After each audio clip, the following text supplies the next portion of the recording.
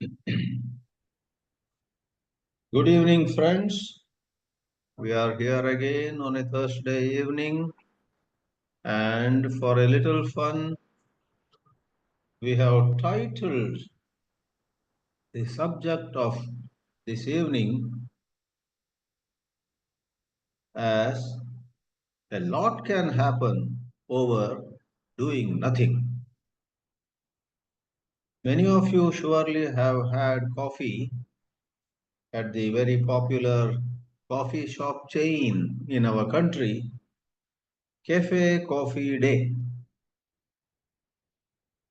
And I'm sure most of you, if not all, have noted they have a slogan at every one of their branches, and they say, "A lot can happen over a cup of coffee." So that is their way to attract customers. A lot can happen over a cup of coffee. We are not going to discuss coffee, but this topic, a lot can happen over doing nothing,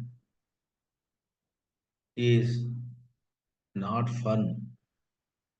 It is a profound statement. It's a serious statement. And we are here to apply our minds to it. What under the sun do we mean? A lot can happen over doing nothing. That requires that we first clarify what we mean by doing nothing, especially for one or two among the group here to whom this may not make sense.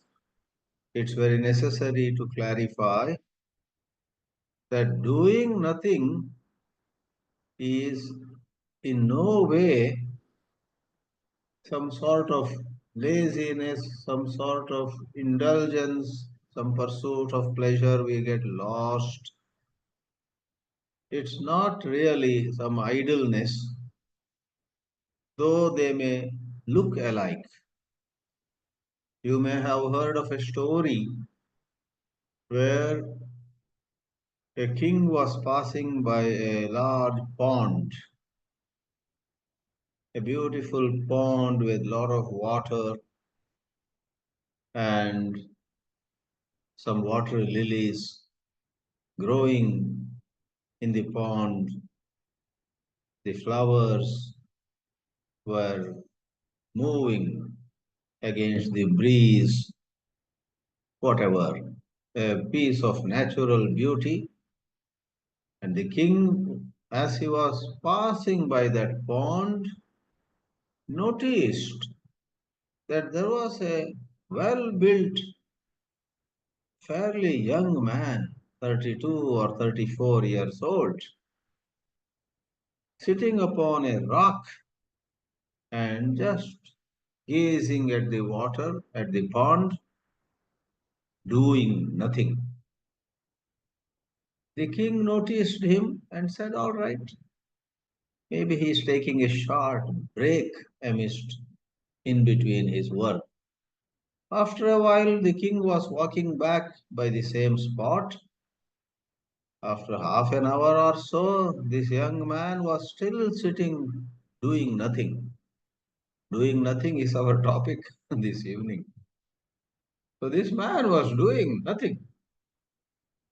And again, the king passed by that particular spot. After another half an hour, again, this man was sitting, doing nothing. The king got really wild. He told his soldiers, "Find out who this man is and bring him tomorrow to my court. I would like to punish him for being idle. Such are the people who waste the wealth of our country and all that."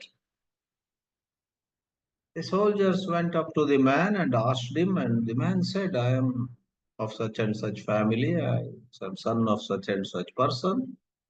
The soldiers said, all right. The man requested them, don't disturb me now. If you want to take me to the court of the king, I'll myself come tomorrow morning. Soldiers went away. And next morning, the man went to the court of the king. And when the king, with great anger, said to him, I could not bear the sight of a young man like you sitting quietly, not doing anything, wasting your time. What's wrong with you? The young man smiled and handed over to the king a beautiful drawing that he had made. The king could not believe that the young man was a very gifted artist and he had drawn the picture of the pond where a certain fish was flying out of the water only to fall back into the water. It was an excellent drawing, an excellent painting. And the young man said,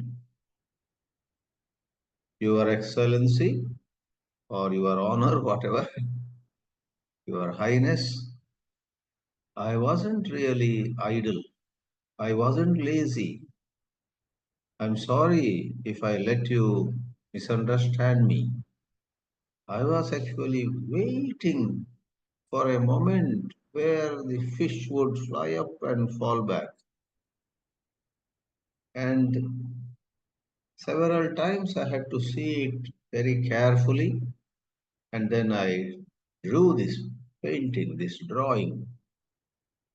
So, this is generally cited with regard to creativity in some fields, in some field of some talent which this society values, painting, singing, or exploration of physics or maths, history or economics, whichever subject. And this mad, mad society which you and I have built is crazy about success of a certain kind. Even in the movie made by Amir Khan, Tare Zameen Par, in order that that movie had to succeed at the box office, and he knew how he could make a lot of money. Amir Khan knew. So he would finally make that little boy with certain mental disorder come out as an exceptionally good painter. So a lot of people had tears in their eyes. As you may know, most of you would have seen that movie, Tare Zameen Par, stars upon the ground, not in the sky. That movie was also given by Government of India tax free. People could go to the movie at less than half the price of the ticket because no tax was imposed on it. It had a certain value to convey. However, a senior member of Krishnamurti Foundation said to me in Varanasi, we are visiting, we were there, and some of us went and saw that movie. That particular senior member who had deeply been inspired by Krishnamurti, he also joined us at dinner. And when some of us were praising the movie, what a marvelous movie! Wow. He said, I'm deeply disappointed. Then we asked him, why to first did not get the point? Then he said, the shameful part of that movie is Amir Khan, in order to make money, had to show success, getting the trophy, being first, being the best. That boy was finally shown as so good an artist. And that's how spectators, those who go to the movie, get very thrilled. We are worshippers of success. Somebody should make a lot of money. Somebody should go around the world, and in India, I don't know how much it is now, but in the olden days, if somebody's name comes in Western countries, somebody is honored in Harvard University, somebody is asked to give a lecture in Oxford University, somebody becomes a big name in Silicon Valley, then in India also, that person who is a big name in the West, without knowing what he contributed, but he made a lot of money. His picture is on Time magazine, his picture is on Wall Street Journal. So, like that, so please don't connect that story fully to what we are discussing. Now, I will seriously dwell on the topic itself. I took the story just to show that that man was misunderstood to be idle. He was not idle. Likewise, in today's topic, doing nothing is not at all being idle or indolent or indulgent or given to mere comfort and pleasure or anything. In fact, in this context, without delay, I'll quote Krishnaji in this sentence which I'm going to read now. If you begin to understand what you are without trying to change it, then what you are undergoes a transformation. End of quote. I'll just read it once more. Begin the quote. If you begin to understand what you are without trying to change it, then what you are undergoes a transformation. End of quote. I find this sentence extremely significant. All of us, or if not all, overwhelming majority among us constantly try to become something, change, get better. Self improvement is a big obsession with large number of people. So called motivational books. Do this and your life will change tomorrow morning. Follow these 7 habits, 5 new ways of living, 3 tips for extraordinary success. Writers, speakers use flowery words. World class performance will be yours, somebody writes. If you follow the 4 pieces of advice that I give you, if you follow 3 things that I have said in my latest book, you will come out with world class performance. Whatever you are, lawyer, businessman, teacher, student, political leader, doesn't matter. Read my book, etc. And those books sell. Those motivational speakers are invited everywhere. Alas, all that has at the most a little truth. But what we would say, there is many a slip between the cup and the lip. I'm sure you have heard this statement. There is many a slip between the cup and the lip. You read the book, you attend the workshop, sometimes offered in the banquet hall of a 5-star hotel. and your company may pay for your participation, large amounts of money, and you are excited, you become a fan of that speaker, of writer, that writer, but ultimately you go from one set of confusion to another. Anyway, let's not talk about those people who are into self improvement. It requires someone who calls a spade, like Sri Krishnamurti, to fearlessly say, self improvement does not end your sorrow. Your sorrow will end in the ending of the self. So, that statement is much connected to what we are trying to understand this evening.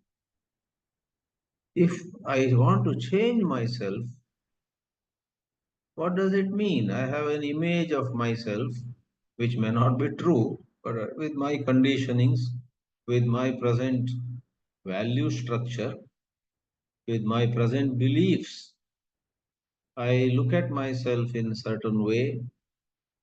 I am ashamed of some dimensions or aspects of mine. I am proud of some other facets of mine, and I dream of fitting into another image, which is the image I have of somebody out there.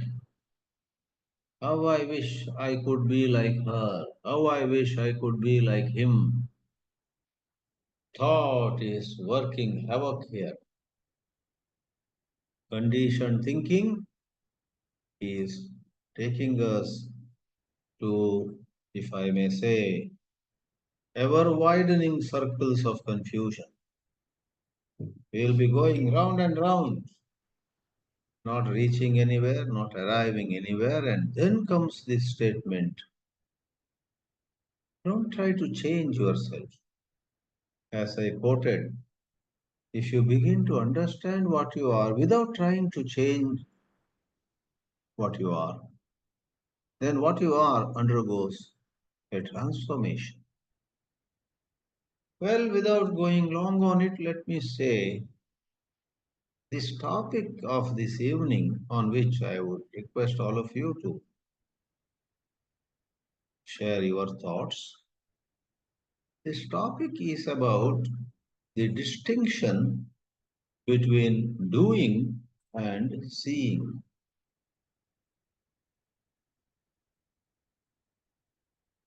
We are generally very prone to doing, very eager to do. What shall I do now? The domain of do's and don'ts makes sense to us, and the domain of merely seeing looks very tasteless. What's going to happen if we see? If you just sit and see, sit and watch, sit and look, it's a waste of time. Roll up your sleeves and do something. That is how we imagine the meaning of life.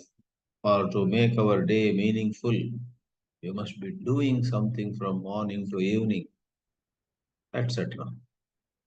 But a lot can happen over doing nothing is an attempt to indicate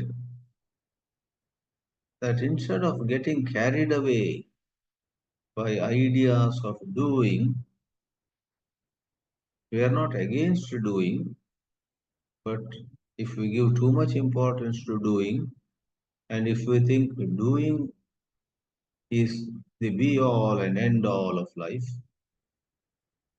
if we think that we must do social service, we must speak, we must write books, we must go around, meet people, we must plan and then execute it, and we must set our goals and move towards them, and so on. All this attracts us. Per se, we don't say we are against it. Yeah, you have a goal, all right. But examine yourself.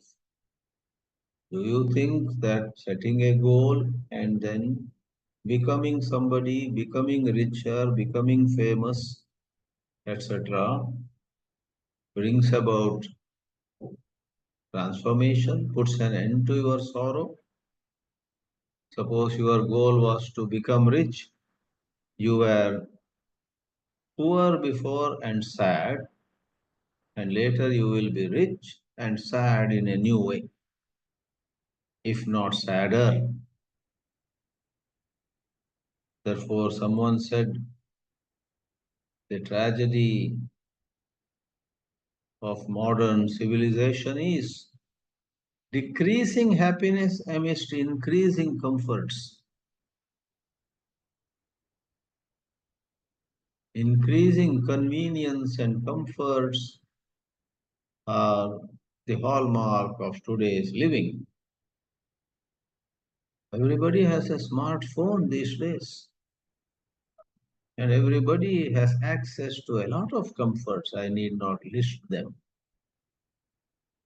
But to find somebody who has certain peace, certain contentment is very hard. Therefore, we see that doing something which may bring some results, even though so called self improvement sessions bring about some change in some aspect of your life. You may speak better, you may negotiate better, and you may learn some skills of making something, doing something. You may become richer, you may become more well known, you may occupy better chairs, you may succeed in migrating to a developed country and live there. You may proudly say, call back your hometown in the developing country and say, do you know, I am now the CEO, and do you know how big my office is? And do you know how on what floor my office is? It's on the 112th floor of a skyscraper in Manhattan, New York. When I look out from the window, I see Statue of Liberty in one direction and blah blah. All that is does it put an end to sorrow? But how is it that doing nothing and beginning to understand what we are can change us? Not just change, brings about a transformation. If you begin to understand what you are without trying to change it, then what you are undergoes a transformation. Goes the saying here.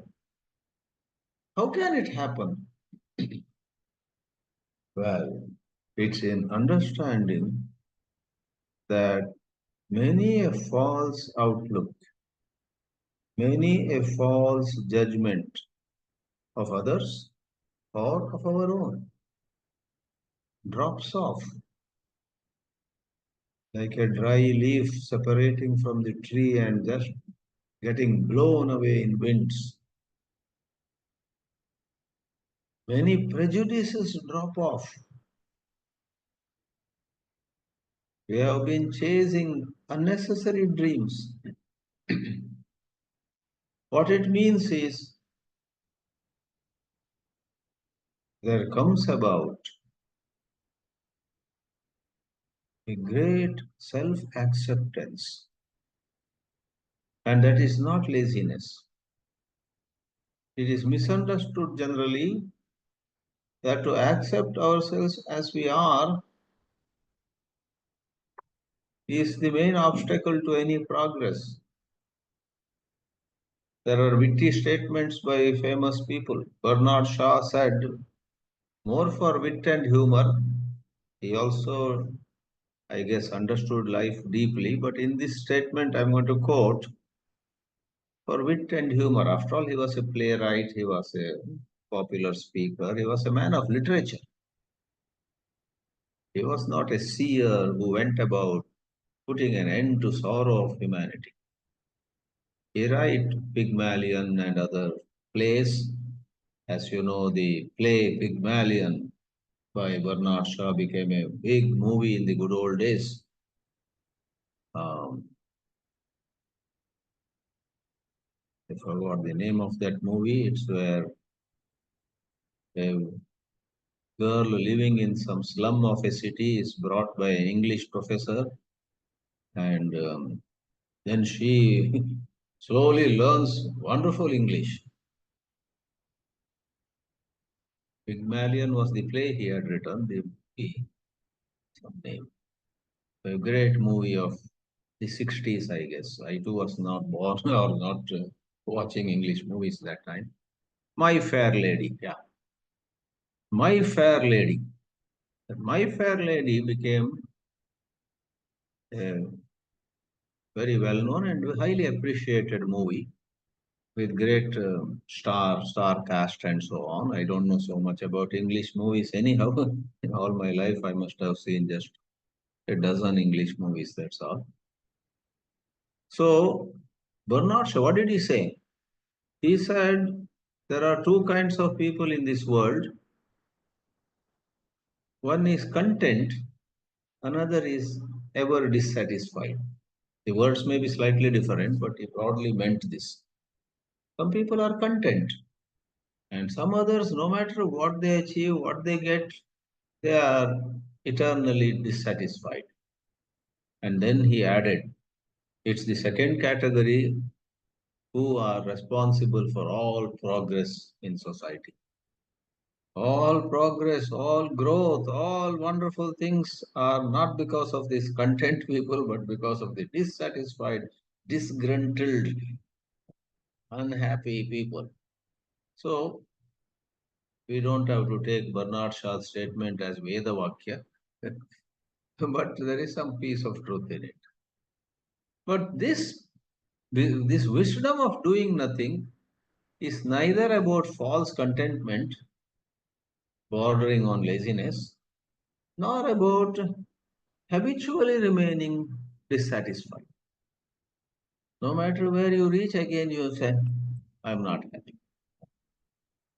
It's neither of them. Both are two forms of illusion. Doing nothing, let me expand it in 2 minutes and pause. Doing nothing in the context of this evening's topic is we don't have to over idealize it. It's not that you are all alert and all watching and so equanimous, so equal towards pleasure and pain. No, no, no. Like anybody else, you also may go through joy and sorrow, pleasure and pain. You also may feel insulted somewhere. You also may feel honored somewhere. You also go up and down the waves, the trough and the crest, etc. of the waves. But as the expression goes, in and through it, begin to understand. You begin to understand. In these teachings, especially, there is no idealization of suddenly you are cut above others. No, you are like anybody else.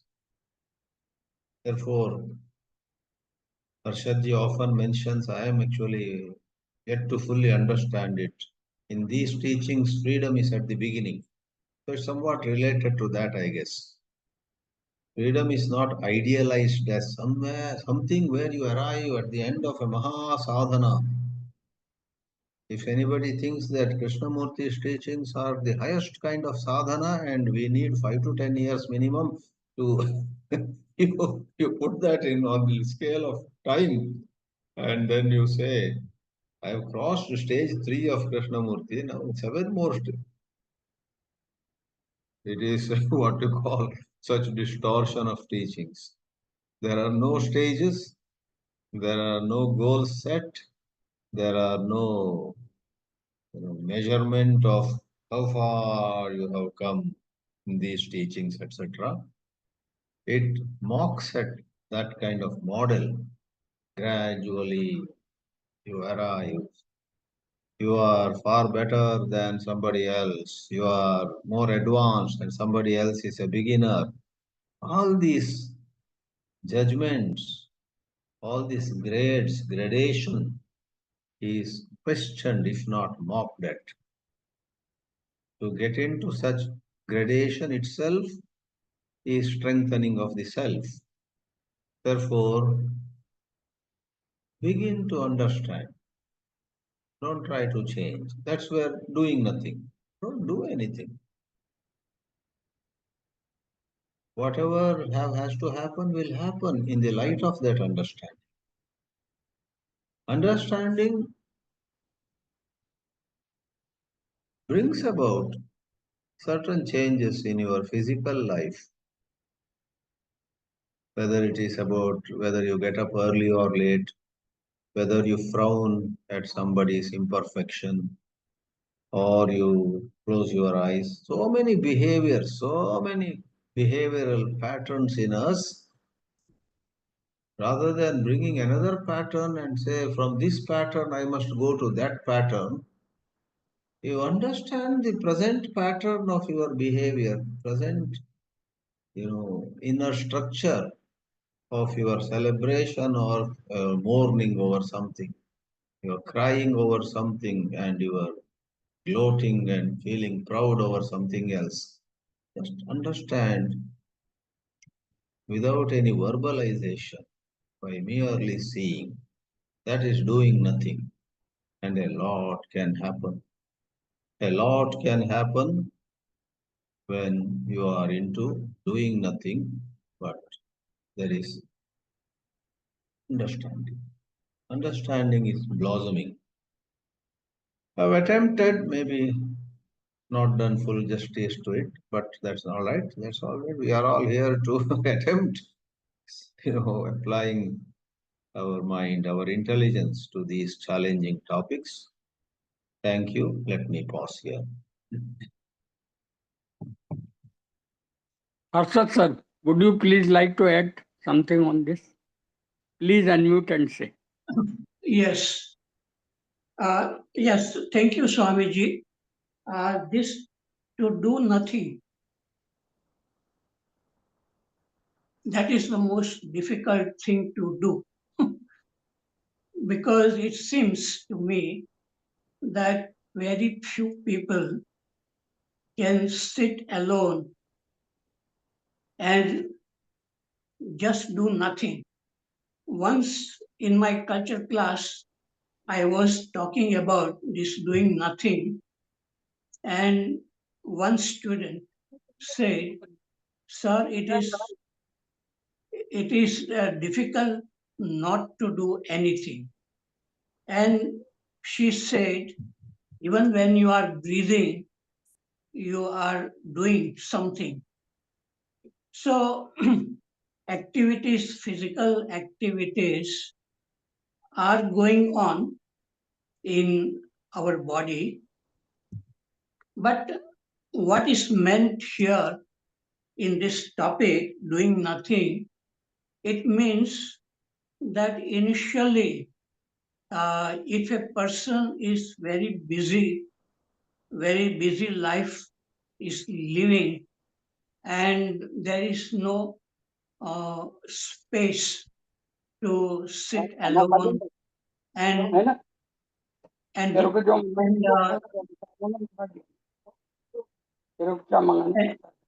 somebody is talking. Yeah. Yeah. Yes. So it is very difficult for most people to be alone and sit quietly and observe the things which are outside, or you are sitting in a park and looking at the people or the vehicles and listening without interpreting, without adding anything to what you are seeing and listening, or closing the eyes and watching the thoughts and allowing the thoughts to go on without interfering into it. And that is something um, very few people are able to do that. And people who are able to do that, they can begin to understand how problems occur in our life when there is a conflict in relationship or anger or fear. So, what Swamiji said about Krishnamurti quotation, if you begin to understand yourself as you are, I would say if you begin to see yourself as you are, then that seeing uh, transforms you. And that is why Krishna ji said two things, that the freedom is at the beginning. That freedom to observe ourselves as we are in the present moment, that is, it requires a freedom in the beginning, because without that, our mind just goes on something and we are not observing. Today, I was walking uh, to buy some fruits, and suddenly a song, old song, started coming to my mind, and I wondered how this song, which I had not listened for many years, came. So it's a mysterious how thoughts come, why they come out of memories, so many memories stored, why a particular memory arises. We don't know, but we can see it arising. And I think it is not to understand anything, but just to see and allowing it to go, that makes us understand ourselves as we are, and that really brings a kind of freedom. Initially, we may need to sit quietly and observe, like go to study center or a quiet place. But later on, when we begin to see the beauty of looking and not trying to change, we begin to feel, and it is really helping us. We like to do it more, and then it becomes our nature. We can be anywhere. We can be walking on the street or traveling in the train or in a busy street.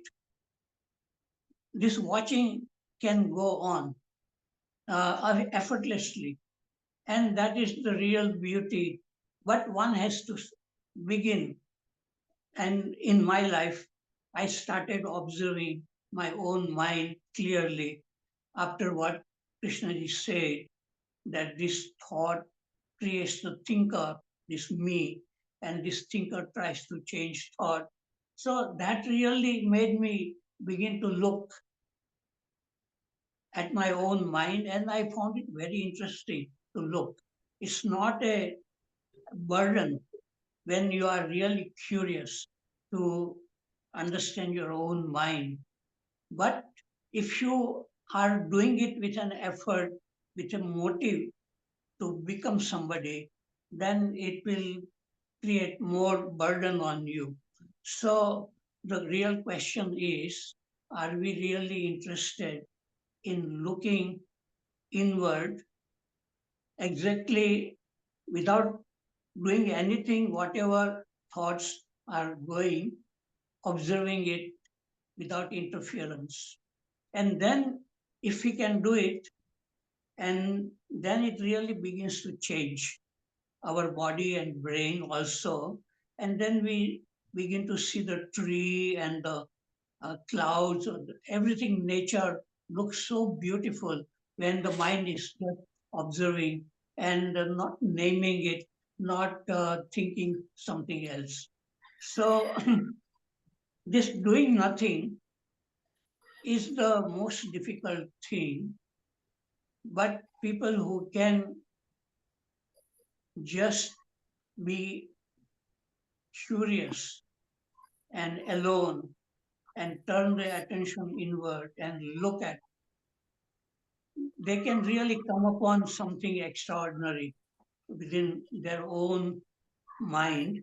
And many mystics, they have said that there is a real treasure buried within us, and we are searching for the treasure outside in money and fame and all that. So um, this doing nothing is the most difficult thing, but is the most important thing. And if a person can do it, a new world can open up. Let me see if I have something to add. Some people like Arbindo or Thoreau, they were in jail and they had nothing to do in the jail, but they begin to observe and some kind of transformation begin to happen even within the jail. So it depends on us. Are we really? And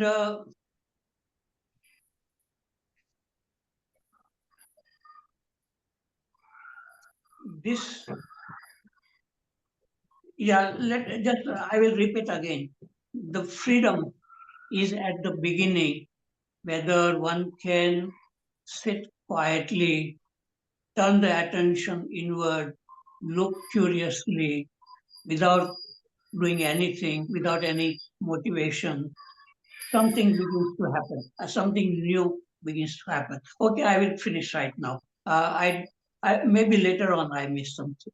Thank you.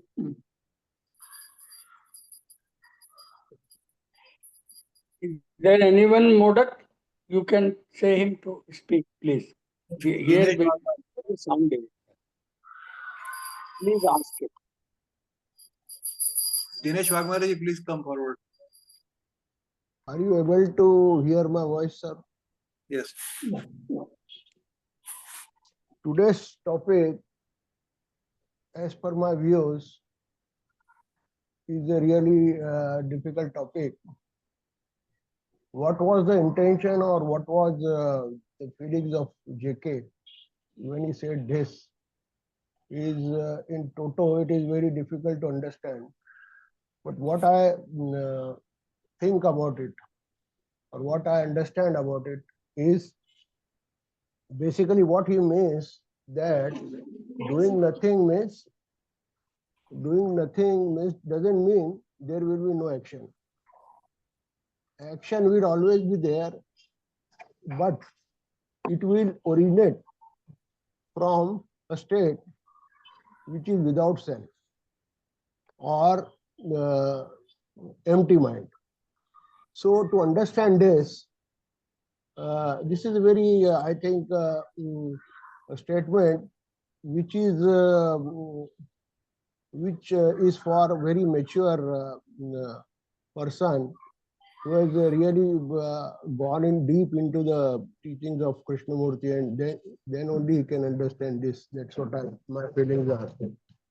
So I would like to substantiate this. Let us see what JK has to say on this directly, and then we will also see what I have to say. Basically, what I have to say first is it is very near to this karma. This action will very close to Gita's akarma or nishkam karma. That's what my feeling is, where ego is not coming into the picture. So what he says, perception is not separate from action. Deed, perception is doing. So we are understanding now first doing, and then we will see what doing nothing means. Perception is doing, action is fact, but having is not a fact, nor is I will do. Means having it means past, and I will do means future. The doing the verb, the active present, the act, the deed, if uh, related to a concept, an ideal, a theory, is not the doing. The doing is not remembering, I have done it before. That is a repetition. Therefore, it is not the doing. So, doing and perceiving are one. Therefore, the doing and perceiving is not of time. This is a fact. When you see a danger, there is immediate action. That action may be conditioned by your past experiences, racial experiences, but still there is a immediate action. So this is about doing. Now further he says, doing nothing is far more important than doing something. Can the mind be completely inactive and thereby be supremely active? Can the mind, I am repeating this, can the mind be completely inactive and thereby be supremely active? Love is not the activity of thought. It is not the action of good behavior or social rightness. As you cannot cultivate it, you can do nothing about love. Inaction is the highest form of action, which doesn't mean to do nothing. It is not a question of giving up anything. But as we said just now, there are only these two things, love and mind, that is empty of thought. Love and mind, that is empty of thought. If you have really finished, if you really have shut the door on all the stupidities which man in his search for something has put together, then uh, then are these things, love and the empty mind. If there is a communion with these two things, then all action will be from there. So all action has to be from the basic core and not from the ego. That's what he says. With from your understanding, when the ego is very much diluted, from there. He has also clarified that no action doesn't mean you don't have to take any action. Action will be there. And what my understanding is, for all technical parts or all the technical things, your experience, your memory and everything will come into the picture. But as far as psychological things are concerned, you should have empty of thoughts as well as love. But that, of course, in my views, what he says, that is a very extreme condition. And what I understand is, it is, or what I can do is fragmented love. Consider it as a fragmented love. Further, he says, when one sees this whole structure of what we call action, with its resulting conflicts, one asks oneself whether action can spring out, not thought, out of a mind utterly quiet and silent. So now we also quiet and silent. Somewhere else, he has also given a statement that perception is action, no reaction is evolution, and no action is transformation. So no action is transformation is the most difficult part. What my ideas are, actually it is no self, or totally empty of thoughts, or totally thoughts are right thoughts, rather I should say, in case of technical things.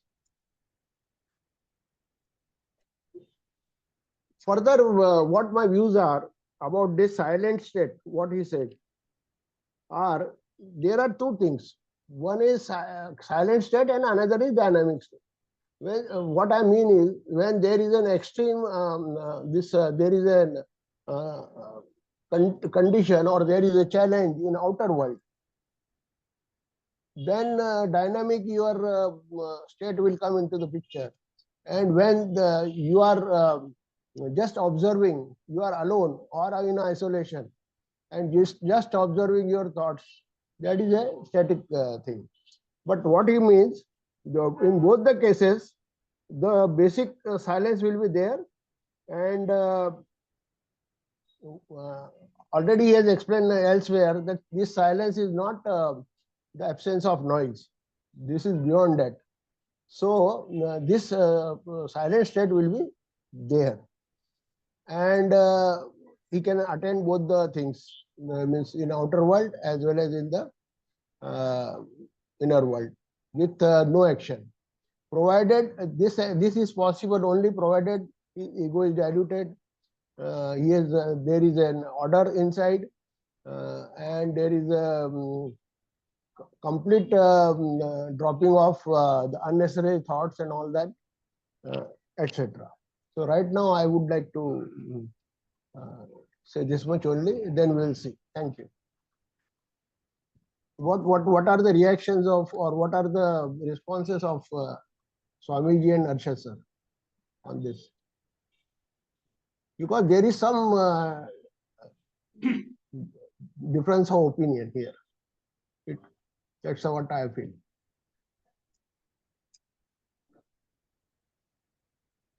I don't see any contradiction between what you said and what we had submitted before. Perhaps you have used different words to imply the same. Find whatever you said to be going well with our earlier statements.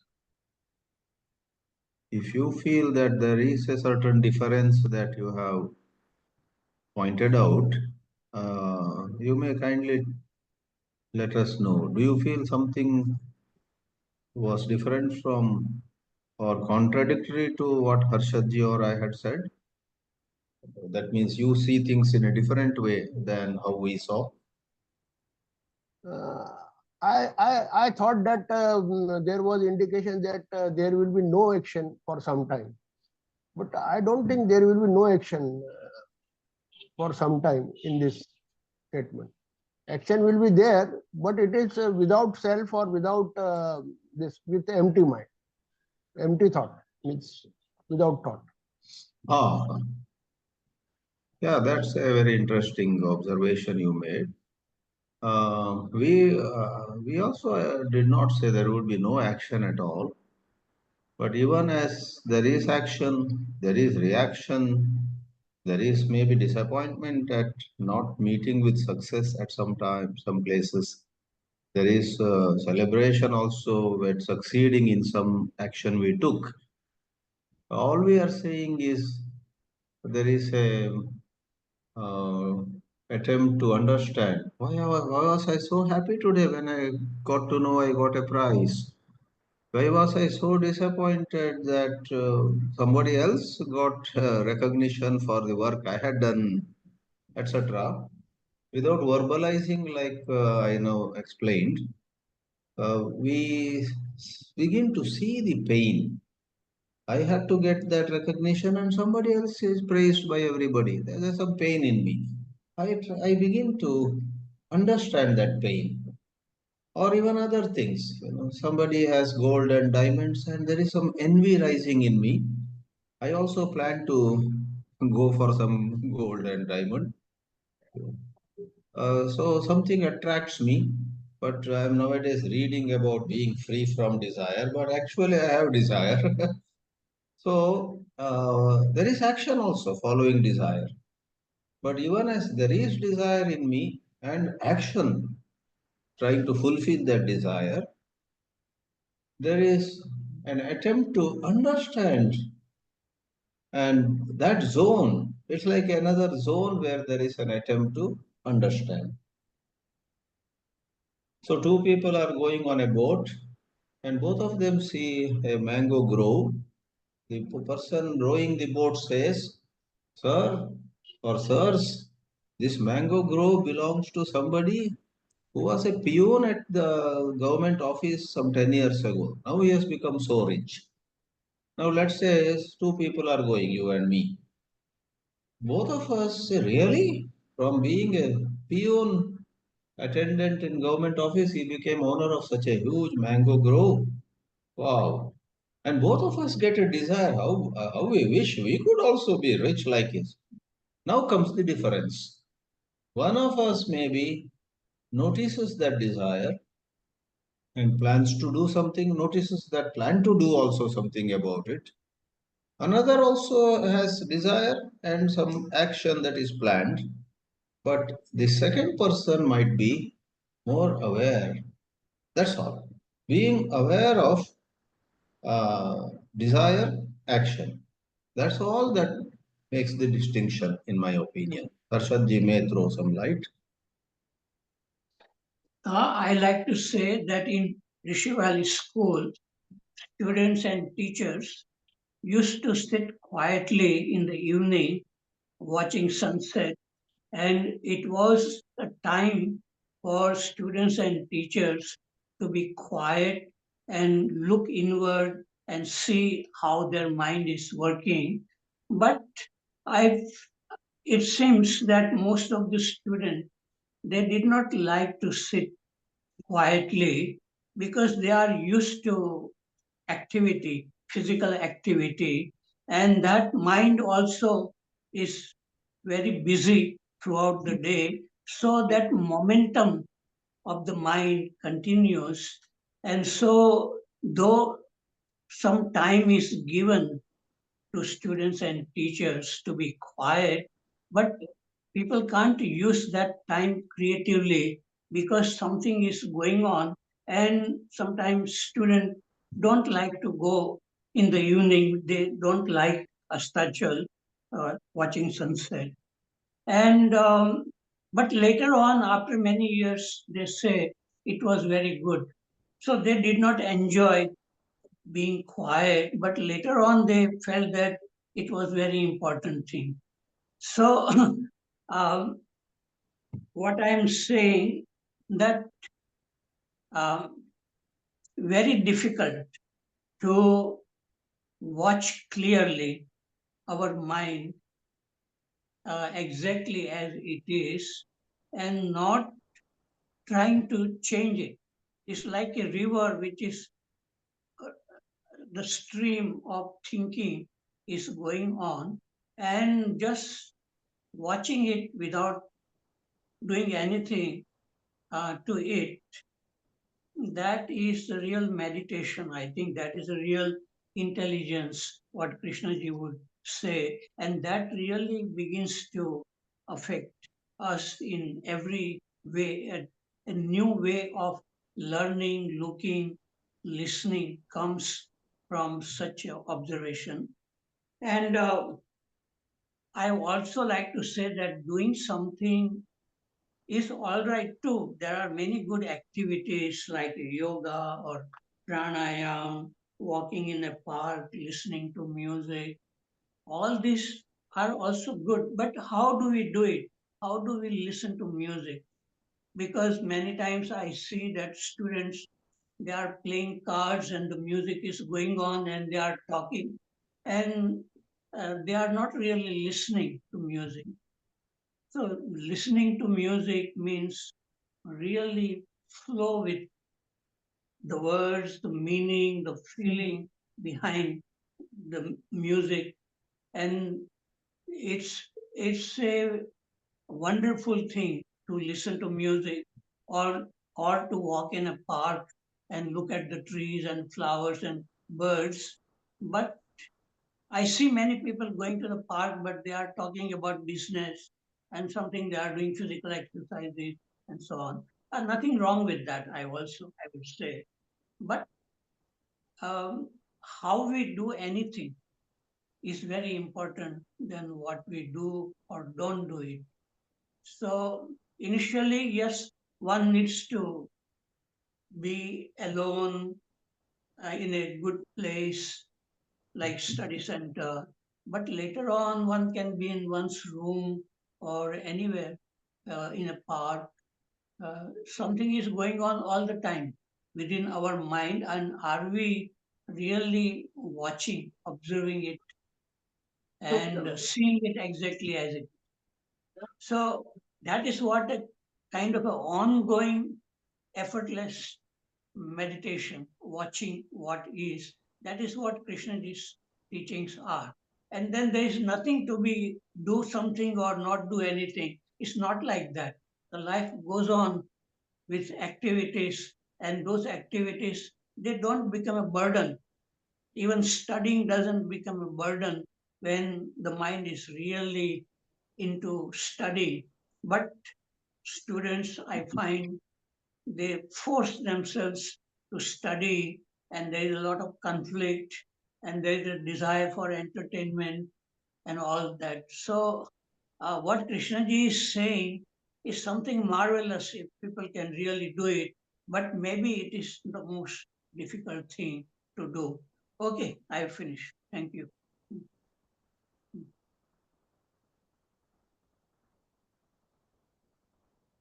Can I say something here?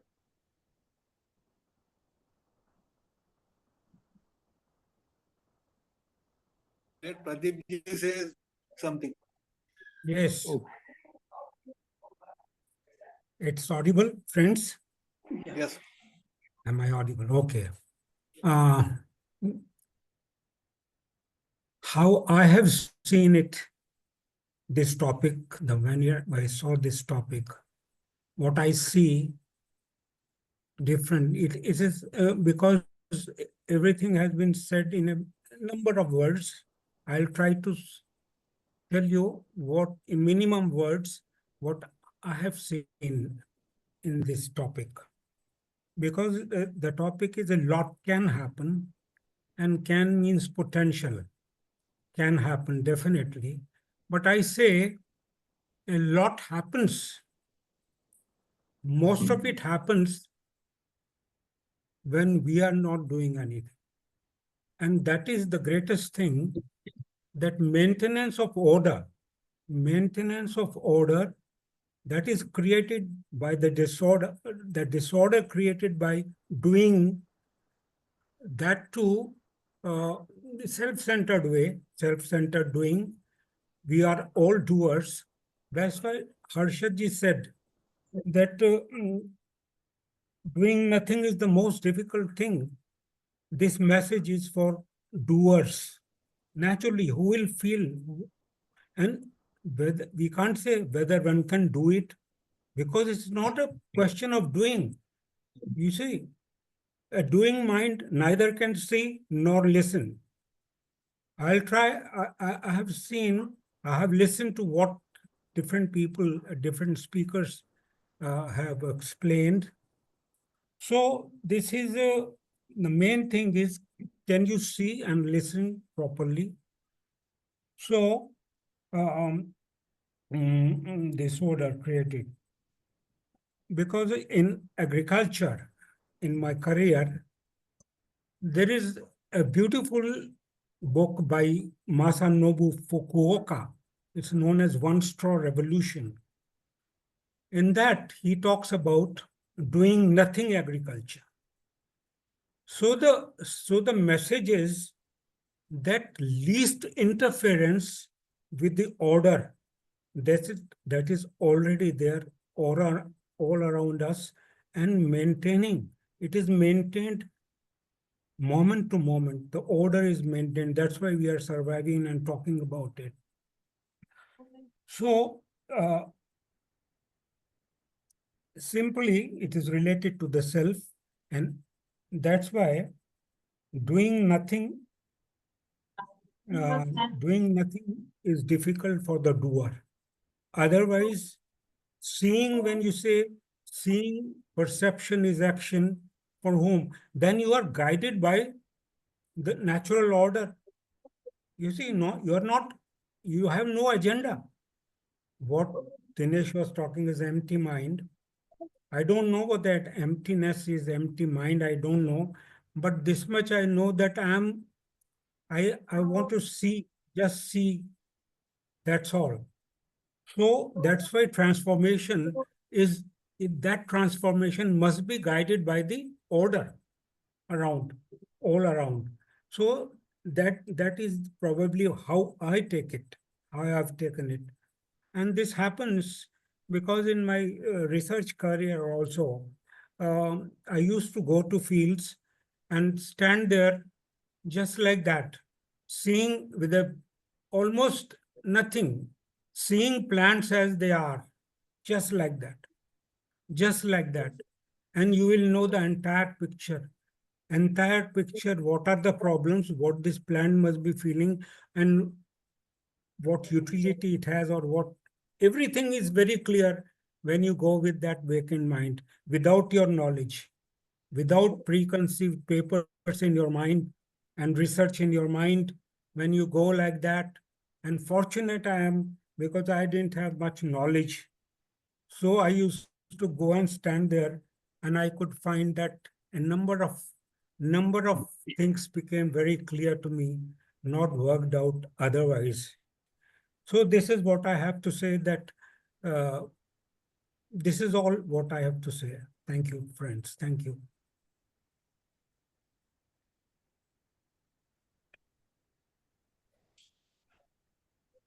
Prasad sir,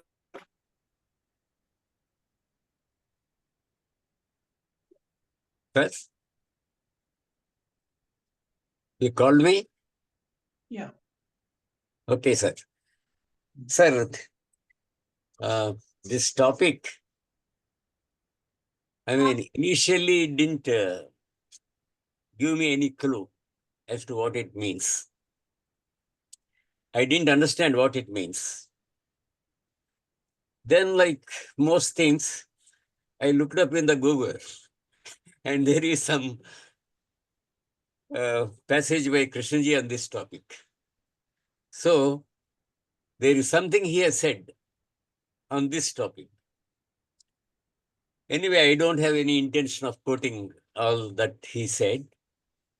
I will put before you what I think he meant, what is my understanding of what he said.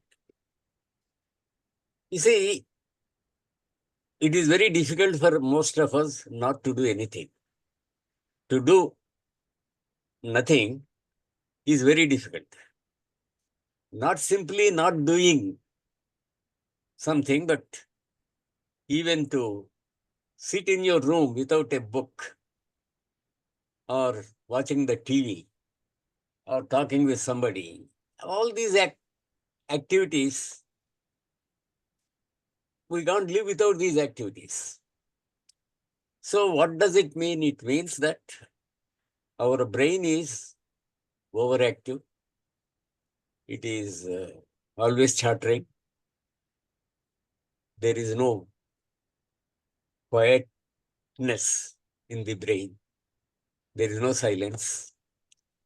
So not only not doing anything, even living without these activities, like talking and all that, is very difficult. So when you do something, what happens? It becomes a reaction. It is just a reaction to something. There is some challenge and we are reacting. And the reaction is out of our past. It is only out of our conditioning, our background. We react out of these things, and that we call that action. We have certain notions like we are serving the society. We are working for some cause. All these ideas we have, and we become very active in the pursuit of those causes and all that. But it is basically our conditioning. We are pursuing our conditioning. We have heard that serving society is a good thing. And somewhere I think Krishnaji says the people, those who are those who are in the service of society, etc., they're a curse. It is not they're not the exact words he has used, but something like that. And we can see them. We can understand them. Somebody says, I am constructing a temple for Buddha or Shiva, somebody. All these are images, and we are going around collecting donations. There are so many important things in life. And here is a gentleman who comes, I am serving God, not simply society. I am serving God. And so I want your donation. And if you don't give the donation, he can talk some nonsense about you. So all action is basically reaction. So doing nothing means having an empty mind. A mind where you are not pursuing anything. You are just quiet. And how do you get that quietness? Only by observing yourself. There is no other way. There is no discipline to get that quietness. So you have to observe yourself, and in that observation, there is some silence, there is some perception, and out of that comes the right action. So when you don't do anything, a lot of things can happen, because other people notice that their reaction to you would be different. Their reaction to somebody who is actively pursuing something would be different from their reaction to somebody who is quiet, who is silent. So out of that, a lot of things can happen. This is what I have understood after reading something on this topic. Thank you, sir. Thank you, sir. Thank you, Sushil. Over. Oh, thank you. Please unmute me. Hello. Hello, Please sir. unmute. Good. Unmute. Yes. Rajendran, you can go on. Yes, sir. Thank you, Jain sir, and good evening to all. Sorry, I joined very late. I did not hear our Chidanand Swami's this discussion. I came very late. I just want to ask only one question. That is, doing nothing. What we are talking now, are we talking about physical action or psychological action? Doing, whether physically doing or psychologically doing. Which one we are referring? Because I did not join from the very beginning. I could not listen to Chidanand Swami's discussion. That's just want to ask. Thank you. May I answer it? Yeah. So Yes, sir. my understanding here is we don't exclude action physically or psychologically, because some psychological actions, some physical actions happen because of some previous momentum. Our habits are very strong. So the topic talks about doing nothing. In this sense, even if there is some doing that has begun, even if there is some doing on psychological and physical levels, if there is watching and if there is an attempt to understand our own doing, transformation happens thanks to that watching, not thanks to the doing. For example, you and I may have a weakness for something like coffee. Sometimes suddenly we may drink 4 or 5 cups of coffee. If we have begun to watch ourselves, it doesn't mean that we don't touch coffee. We stop. No, we may make one more cup of coffee and we are sipping it.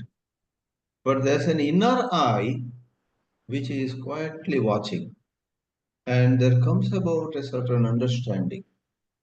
For example, even as you are drinking coffee, that inner eye gives you an understanding that I didn't need it. It is a mere mechanical habit. Actually, why did I? Even as you say, why did I drink? Why am I drinking? You may sip some more and complete the last drop in the cup.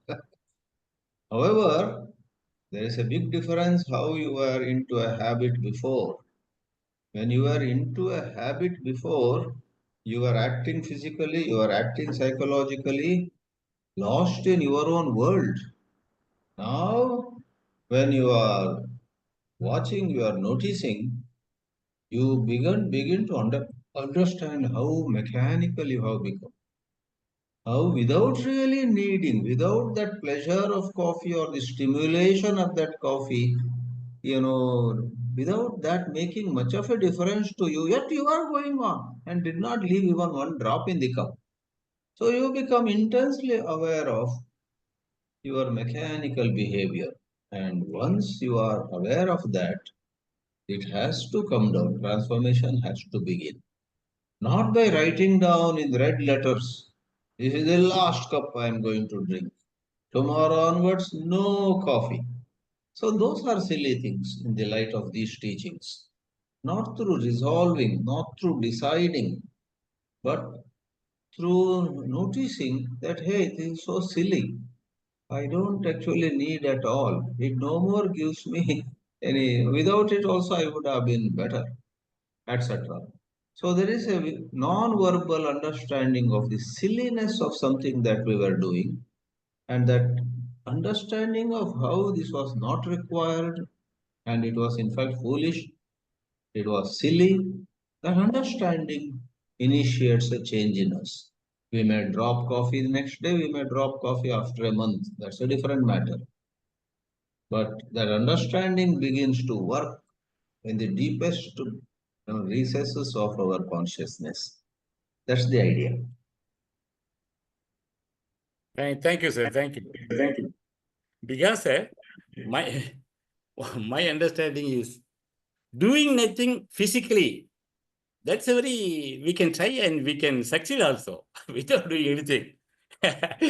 But psychologically, without remaining, without doing any psychological thing, that's a very toughest thing. Thank you, sir. Thank you.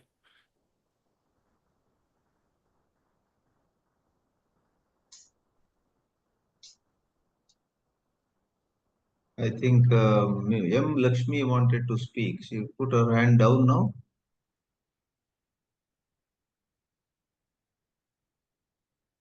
Please speak, Namaste. Lakshmi. Yes, she Please is speak. speaking. Actually, shall I say? Yeah. This I is the mischief maker. Really, if the I is not there, we have a lot of awareness. We can see everything is happening in a perfect way. But because of lack of awareness, we feel that we are doing. I am doing. For example, we are mixing the rice and the water, and putting on the stove, and we say I did. Actually, we did not do that. In that way, so many things without our doing, we take the doership. Things are done. If we have lots of awareness, we can see everything is perfectly done. No need of the interference of I. But this I interferes always. And then the shift starts. This is I want to see. Thank you.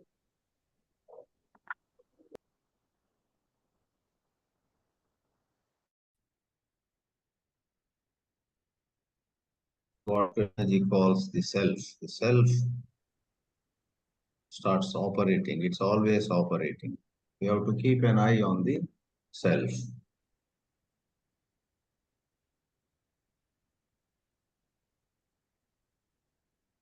Jain साहब Yeah, अब yeah, क्या yeah. चाहते हो Yeah. किससे आप कौन बोले अब Just I will say one thing and then we will end it.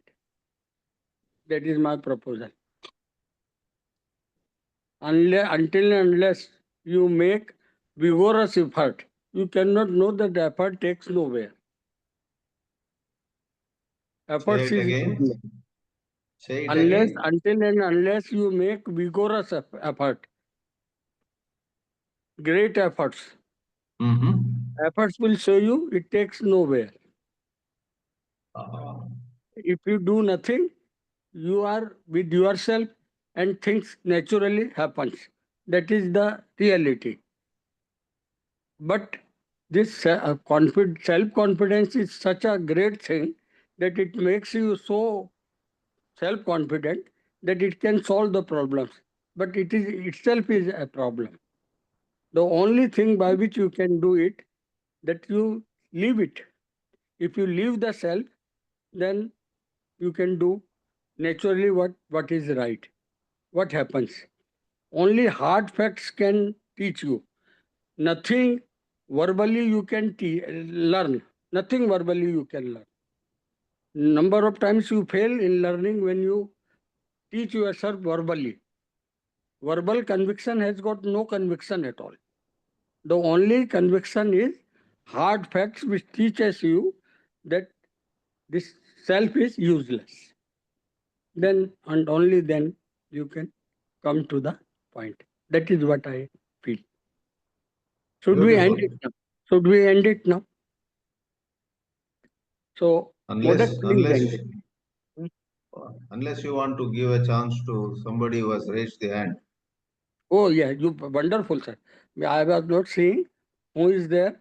Please tell. Please tell. I think one person has raised his hand. But he is not there, it seems. Yeah, I am very much here, sir. Oh, yeah. Your hand is already raised and your efforts are so big that still you don't understand that effort is useless. But Yes, anyway, you but please say, my because friend, of my efforts please, only. my friend, please say. Please say. Okay, okay, Please say okay. and speak See, until unless you know that effortless is better. I want to I want to say the same thing. Yeah. Basically, when you see a fact or you want to Yeah. do something, there are two things. Either you do it by your past experience and repetitive thing, sort of thing, or which you have already done and you have got experience. So accordingly, you can take action. Another thing is you see the fact and then there is an insight. Intelligence is coming because of wisdom. Intelligence is coming into picture because of wisdom, and there is a third way you are getting, or a new way you are getting. So that there he is saying that it is doing nothing on your part as far as ego is concerned. In our tradition also they say karta bhav. So you drop the karta bhav and you will get the thing. Thank you. All the way there is no way. All the way there is no way other than nothingness. I do not know, sir. I do not know. You know it, but you do not want to convince yourself that way. You make efforts. You and I Efforts are are to be, same, so I don't and want to efforts are convince to be you. praised. Now please end it. Okay. Modak, please end. Please end. Thank you. Thank you. Thank you.